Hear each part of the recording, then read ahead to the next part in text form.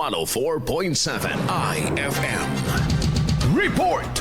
Idineklara ng Department of Finance bilang second-class municipality ang bayan ng Infanta matapos makitaan ng pagtaas ng average annual regular income ngayong taon. Inihayag ng lokal na pamahalaan na bunga ito ng pinaigting na tax collection, maagap na taxpayers at pagsulpot ng mga investors sa bayan dahilan ng pag-angat nito mula sa pagiging third-class municipality. Nakasaad sa RA 11964 o ang Automatic Classification of Local Government Units Act na pinirmahan ni President Ferdinand Marcos Jr. noong 2023 ang pagtatakda ng average annual regular income ng bawat LGU upang maideklara bilang first class to fifth class municipality. Sa ilalim ng batas, matutukoy na first class municipality ang isang bayan kapag umabot ng 200 million pesos ang annual average income. 160 million pesos naman o higit pa para maging second class at 130 million pesos sa third class municipality at iba pa. Hinihikayat na lokal na pamahalaan ang publiko na maagap na sumunod sa mga ipinatutupad na regulasyon upang mapataas pa ang antas ng munisipalidad.